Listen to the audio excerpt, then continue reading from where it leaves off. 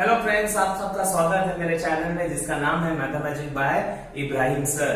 आज हम बात करने वाले एक इम्पोर्टेंट टॉपिक जिसका नाम है डेफिनाइट इंटीग्रेशन। जैसे कि आप लोगों को पता होगा कि भाई इंटीग्रेशन में तीन टॉपिक आते हैं, एक इंडेफिनाइट इंटीग्रेशन, एक डेफिनाइट इंटीग्रेशन और एक एप्लीकेशन। आज हम बात करने वाले हैं डेफिनाइट इंटीग्रेशन की। लेकिन डेफिनाइट इंटीग्रेशन क्या है पता है ना, सेकेंड है। डेफिनाइट इंटीग्रेशन आने के लिए आप लोग को इनडेफिनाइट इंटीग्रेशन अच्छे से आना चाहिए। तो अगर जिन लोगों को इनडेफिनाइट इंटीग्रेशन नहीं आता, मैंने पूरी सीरीज बनाई है वीडियो की, लेक्चर्स की इनडेफिनाइट इंटीग्रेशन की, आप लोग देख लो ताकि आपका पूरा कंसेप्ट इनडेफिनाइट इंटीग्रेशन का क्लियर हो जाए। समझ में आ गया?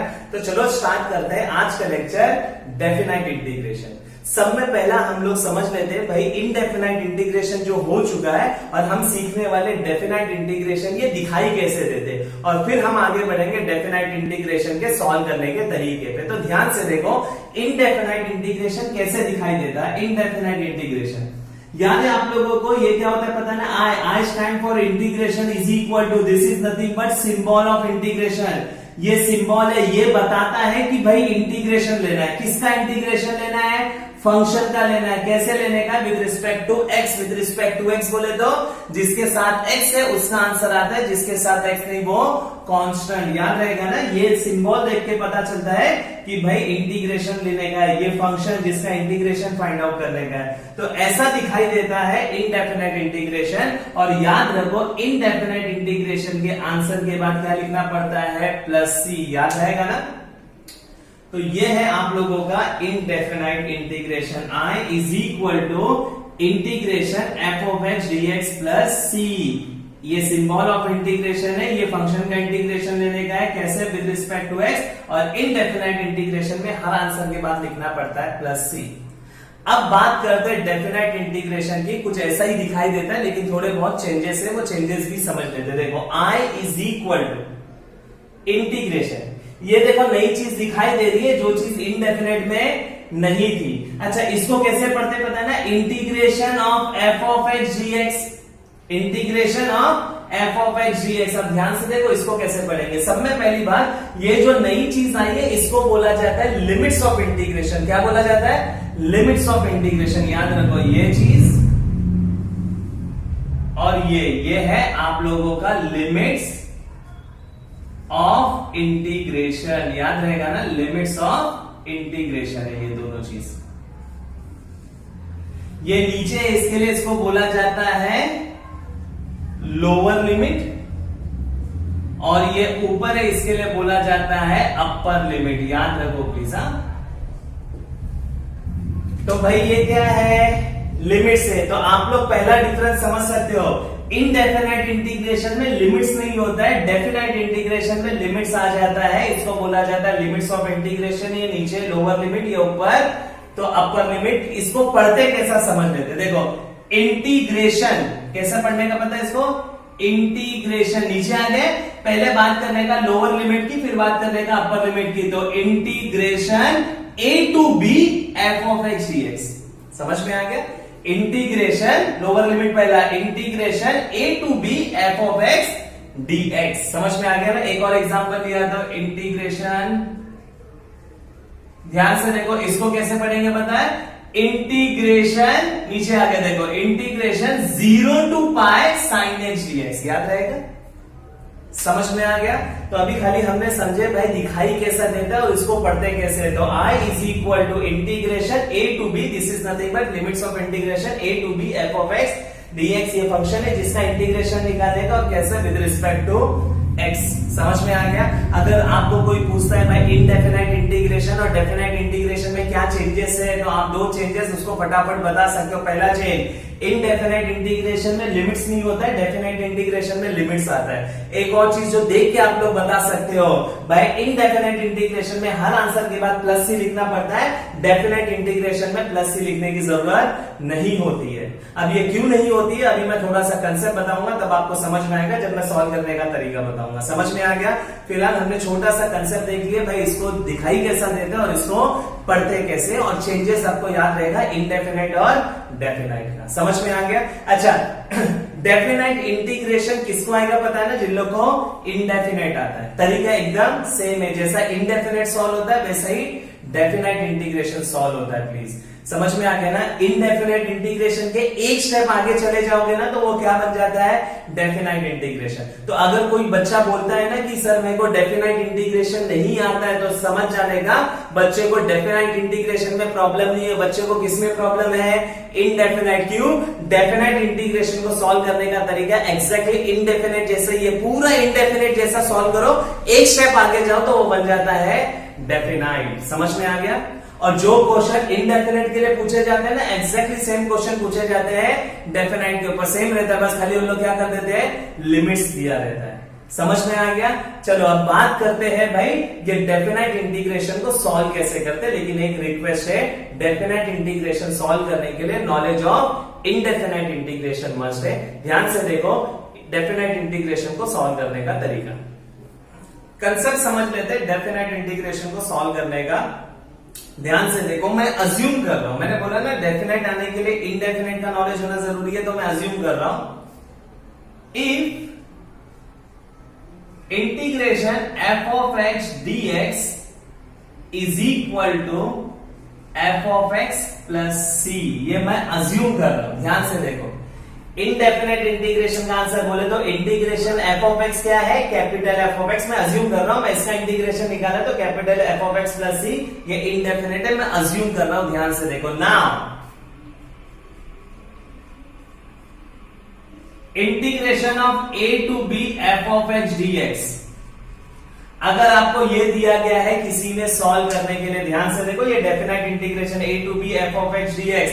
अब ध्यान से देखो इसको कैसे सॉल्व किया जाता है। डेफिनाइट इंटीग्रेशन की मैं बात कर रहा हूं। सब में पहला जो भी इंटीग्रेशन है उसको आई से रिप्रेजेंट करने का, integration of A to B F of x D X. ध्यान से देखो, समझ लो please, integration A to B F of x D X, समझ में आ गया, आई से रिप्रेजेंट किए। अच्छा मेरे को बताओ इनडेफिनेट और डेफिनेट में क्या फर्क है, पता है ना। इनडेफिनेट में लिमिट्स नहीं होती है, डेफिनेट में क्या होती है, लिमिट्स। तो आप लोग क्या करो पता है क्या, ये लिमिट्स को भूल जाने का और इसका इंटीग्रेशन निकालने का। ध्यान से देखो, मैं आप लोग को बता रहा हूं डेफिनाइट इंटीग्रेशन को सॉल्व करने का तरीका, लिमिट्स को भूल जाओ और इनडेफिनेट समझ के सॉल्व करो। तो मेरे को बताओ integration of F of x D X क्या आएगा, तो मैंने इधर अज्यूम किया हुआ, देखो एफ ऑफ एक्स, इसमें एक्स्ट्रा लिमिट्स दिया हुआ है ना, आप लोग लिमिट्स को भूल के उसका इंटीग्रेशन निकालो। तो भाई अगर मैं लिमिट्स को भूलूं तो उसका इंटीग्रेशन क्या आएगा, F of X plus C. समझ में आ गया ना, सॉल्व करने का तरीका ही ऐसा ही है। डेफिनेट इंटीग्रेशन को सॉल्व करने का, लिमिट्स दिया रहेगा उसको भूलने का, क्वेश्चन बन जाएगा इनडेफिनेट, उसके जैसा सॉल्व कर लेने का। देखो लिमिट्स भूल गया, integration F of x D X क्या होता है, capital F of X plus C. समझ में आ गया, पक्का याद रहेगा। लेकिन ये तो क्या इनडेफिनेट जैसा सॉल्व किया ना, लिमिट्स का कुछ ना कुछ करना पड़ेगा। तो लिमिट्स क्या करते हैं पता है, इंटीग्रेशन आ गया ना, ऐसा स्क्वायर ब्रैकेट डालने का और लिमिट्स लिख देने का, लोअर लिमिट और अपर लिमिट, याद रहेगा। देखो लिमिट्स को भूल जाने का, इनडेफिनेट इंटीग्रेशन का क्वेश्चन बन गया, उसका आंसर निकालने का। एक बार इंटीग्रेशन का आंसर आ गया, अब लिमिट्स लिखने का ए टू बी। अब क्या करने का पता है क्या, बस एक स्टेप आगे जाने का। क्या पता है क्या, ये जो लिमिट्स है ना इसमें सब्स्टिट्यूट करने का। लिमिट सब्स्टिट्यूट करना बोले तो ध्यान से देखो, मैं विद रिस्पेक्ट टू क्या कर रहा था, एक्स कर रहा था। तो इसमें क्या है पता है ना, एक्स है, एक्स के जगह पे अपर लिमिट डालने का। ध्यान से देखो, लिमिट्स को क्या करना पड़ता है, सब्स्टिट्यूट। मैंने क्या बताया था पता है ना, इनडेफिनेट डेफिनेट को सॉल्व करने का तरीका सेम है, पूरा इनडेफिनेट जैसा सॉल्व करो, एक स्टेप आगे जाओ। ये एक स्टेप क्या है पता है क्या, लिमिट्स को सब्स्टिट्यूट करना पड़ता है। इनडेफिनेट जैसा सॉल्व किए, आंसर आ गया, अब लिमिट्स को सब्स्टिट्यूट करेंगे। लिमिट्स को सब्स्टिट्यूट करने का तरीका समझ लो, upper limit minus lower limit, ये तरीका होता है लिमिट्स को सब्स्टिट्यूट करने का, upper limit minus lower limit. तो ध्यान से देखो, मैं अपर लिमिट सब्स्टिट्यूट कर रहा हूं, बोले तो क्या करूंगा बताओ, ये फंक्शन में जिधर भी एक्स है उधर अपर लिमिट डालूंगा, अपर लिमिट, फिर माइनस लिखूंगा, वापस से यही फंक्शन में जिधर भी एक्स है उधर लोअर लिमिट डालूंगा। देखो इतना आसान है, समझ में आ रहा है ना मैं क्या बता रहा हूं, अपर लिमिट डालेंगे माइनस लोअर लिमिट, ये सब्स्टिट्यूट करने का तरीका है। इधर तो फिलहाल एक ही एक्स है, क्वेश्चन में ये फंक्शन में इंटीग्रेशन के आंसर में कितना भी एक्स रहो उधर अपर लिमिट डालो,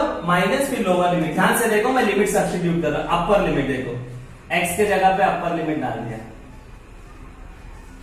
ये पूरे फंक्शन में एक्स के जगह पे अपर लिमिट माइनस ये पूरे फंक्शन में x के जगह पे लोअर लिमिट क्या हो जाएगा मेरे को बताओ, लोअर लिमिट। सही है, समझ में आ गया। अच्छा अब लोग क्या करने का, अभी ध्यान से देखो, I इज इक्वल टू, थोड़ा सिंप्लीफाई करो, F of B plus C minus F of A. अच्छा माइनस है तो अंदर वाले टर्म की साइन चेंज होगी, ये क्या हो जाएगा माइनस सी। ध्यान से देखो, plus C minus C cancel, I is equal to F of B minus F of A. ये आ गया आप लोगों का आंसर। बहुत आसान है, please definite integration. Definite integration में ना एक एक्स्ट्रा काम करना पड़ता है, पूरा इनडेफिनेट जैसा सॉल्व करो, एक्स्ट्रा स्टेप होता है सब्स्टिट्यूशन ऑफ लिमिट। और यकीन मानो जो सब्स्टिट्यूशन ऑफ लिमिट है ना बहुत आसान है। इंटीग्रेशन के आंसर में एक बार अपर लिमिट डालो माइनस लोअर लिमिट डालो, सिंप्लीफाई करो, आंसर आएगा।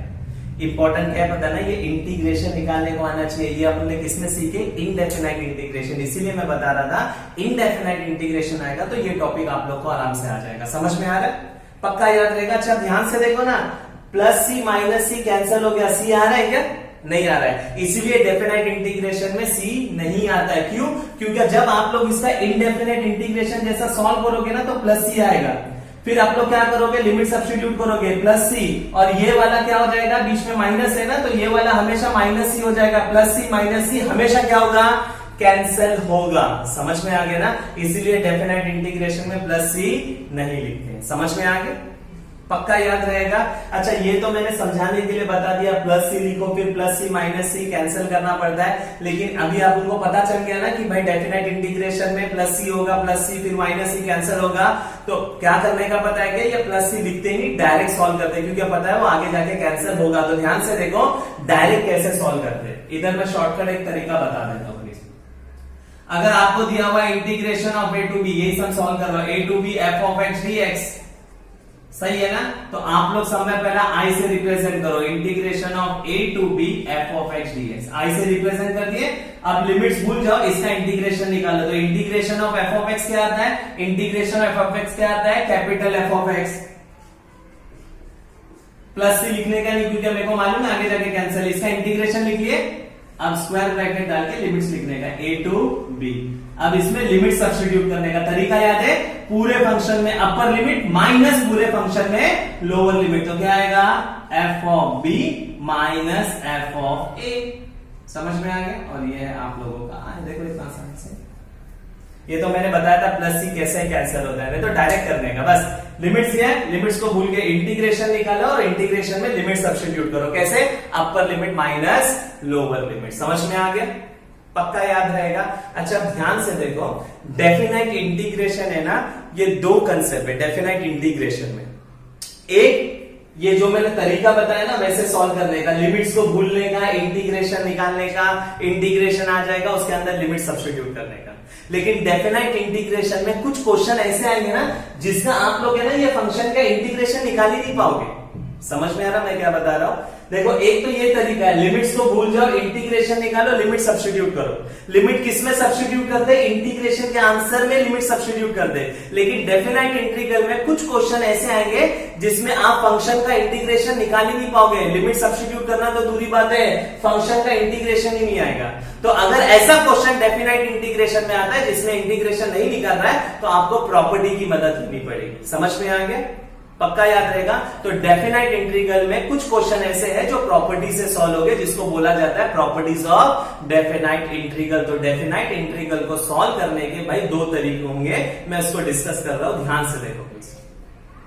तो डेफिनाइट इंटीग्रेशन की अगर मैं बात करूं, देखो ये डेफिनाइट इंटीग्रेशन का सम है, I equal to integration A to B, A और बी लिमिट्स होता है, सब मैंने बता दिया, function F of x D X, सही है ना। तो अगर आपको डेफिनाइट इंटीग्रेशन का क्वेश्चन सॉल्व करने का है तो डेफिनाइट इंटीग्रेशन को सॉल्व करने के दो तरीके। पहला ध्यान से देखो क्या लिखा हुआ है, through technique of indefinite integration, और एक है through properties of definite integration. समझ में आ गया।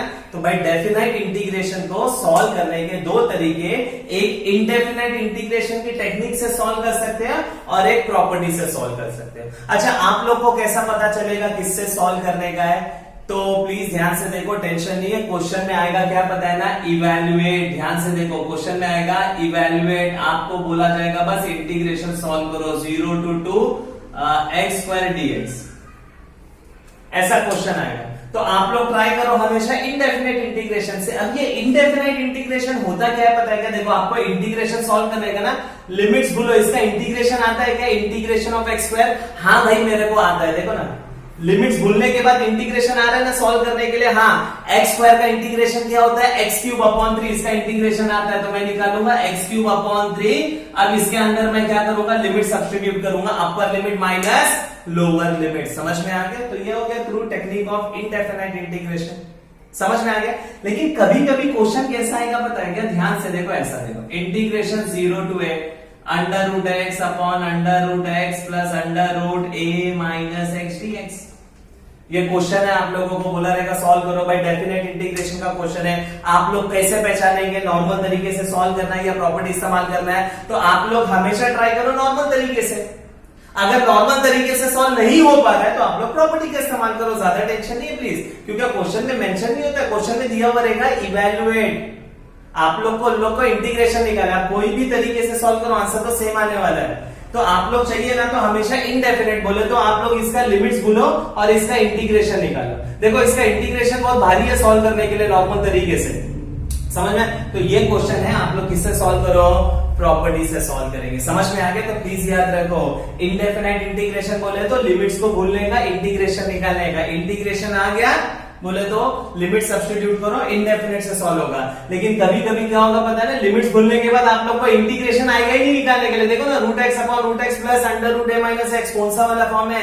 ऐसा कोई इंडेफिनाइट में फॉर्म ही नहीं है, तो इसका इंटीग्रेशन आएगा नहीं। अगर इंटीग्रेशन ही नहीं आ रहा तो लिमिट्स कैसे सब्स्टिट्यूट करेंगे? तो भाई ऐसे टाइप के क्वेश्चन सॉल्व करने का किसके ऊपर, प्रॉपर्टीज से। समझ में आ गया? तो भाई डेफिनेट इंटीग्रेशन को सॉल्व करने के दो तरीके, एक थ्रू इंडेफिनाइट इंटीग्रेशन टेक्निक और through properties. Identification of question का जरा भी टेंशन नहीं है प्लीज, हमेशा आप लोग ट्राई करो इंडेफिनाइट इंटीग्रेशन की टेक्निक से। बोले तो लिमिट्स भूल जाने का, इंटीग्रेशन निकालने का, लिमिट सब्स्टिट्यूट करने का। लेकिन इंटीग्रेशन नहीं आ पा रहा है तो डेफिनाइट में आप लोग के पास थोड़ा सा हेल्प करने के लिए प्रॉपर्टी से उसकी आप लोग मदद ले सकते हो। हाँ, क्वेश्चन का पहचानना ज्यादा टेंशन नहीं, क्यों पता है क्या, आप लोग प्रॉपर्टी के थोड़े बहुत क्वेश्चन सॉल्व करोगे ना तो वो सिमिलर टाइप के क्वेश्चन आते हैं, तो आप देख के पहचान सकते हैं भाई ये क्वेश्चन प्रॉपर्टीज का है। थोड़ी सी मेहनत करनी पड़ेगी लेकिन काम बहुत आसान होगा। समझ में आ गया? तो ये था भाई इंट्रोडक्शन अबाउट डेफिनाइट इंटीग्रेशन। अब हमारे नेक्स्ट वीडियो में कैसे बात होगी, तो नेक्स्ट वीडियो बनेगा through technique of indefinite integration. समझ में आ गया ना, नॉर्मल तरीके से लिमिट्स भूल के इंटीग्रेशन निकालेंगे, लिमिट सब्स्टिट्यूट करेंगे, फिर उसके बाद में वीडियो बनेगा किसके ऊपर, थ्रू प्रॉपर्टीज के ऊपर डेफिनाइट इंटीग्रेशन के। ऐसा करके पूरा कंसेप्ट कंप्लीट हो जाएगा। समझ में आ गया? आई होप आपको ये लेक्चर समझ में आ रहेगा। बेसिक अच्छे से करो, अच्छे से रिवाइज करो, क्योंकि कंसेप्ट क्लियर होता है मैथ्स में तो काम बहुत आसान होता है। समझ में आ गया? Thank you.